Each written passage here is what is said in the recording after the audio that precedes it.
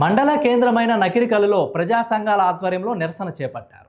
Neat paper leakage బాధ్యత వహిస్తూ కేంద్ర విద్యాశాఖ మంత్రి ధర్మేంద్ర ప్రధాన్ రాజీనామా చేయాలని, బాధ్యులను శిక్షించి ఢిల్లీలో విద్యార్థులపై లాఠీచార్జిని ఖండించారు. విద్యార్థులపై కేసులు ఎత్తివేసి ఆత్మహత్య చేసుకున్న కుటుంబాలను ఆదుకోవాలని డిమాండ్ చేశారు. కార్యక్రమంలో గాడిద మల్ల పిచ్చారావు, రామాంజనేయులు, మస్తాన్ వలి, చల్లా శ్రీను, గాదే కుమారి పాల్గొన్నారు.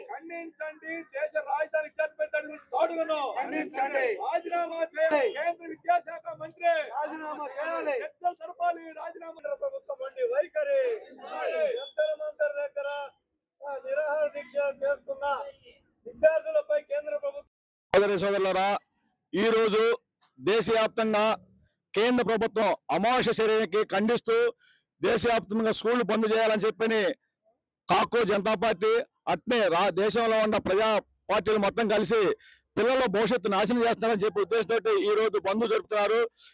ఈ బంద్కు అందరూ సంపూర్ణంగా మద్దతు తెలియపాలని చెప్పి మేము విజ్ఞప్తి చేస్తున్నాం. సోదరులారా, దేశంలో నీటి పరీక్ష రద్దు చేయడం వల్ల పిల్లల ప్రాణాలు దాదాపు 25 మంది పిల్లల ప్రాణాలు పోయినాయి. అట్టనే నిన్న 20వ తారీఖు జరిగిన నీటి పరీక్షకి రద్దు విషయం మీద జంతర్ మంతర్ దగ్గర జరిపిన నిరసన కార్యక్రమంలో విద్యార్థులపై అమానుషంగా దాడి చేసి ఆ దాడి వల్ల దాదాపు 200 మంది విద్యార్థులు గాయాలు తగిలినాయి. అట్నే ఈ రోజు కొద్దిగా అందిన వార్త ప్రకారం ఒక మహిళ కూడా చనిపోయింది. దీన్ని ఖండిస్తూ ఈ రోజు ఈ కార్యక్రమం జరుగుతుంది. ఢిల్లీ నడిబొడ్డు రాజధానిలో జంతర్ మంతర్ దగ్గర దాదాపు 20 రోజుల నుంచి విద్యార్థులు నిరాహార దీక్షలు, నిరసన కార్యక్రమాలు జరుపుతా ఉన్నారు.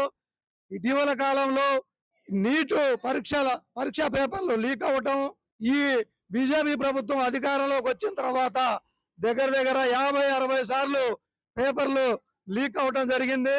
దేశవ్యాప్తంగా విద్యార్థుల జీవితాలు అస్తవ్యస్తంగా అయిపోయినాయి. కేంద్ర ప్రభుత్వం దానికి బాధ్యత వహిస్తూ సంబంధిత కేంద్ర మంత్రిని రాజీనామా చేయాలని చెప్పేసి విద్యార్థులు దేశవ్యాప్తంగా డిమాండ్ చేస్తా ఉన్నారు.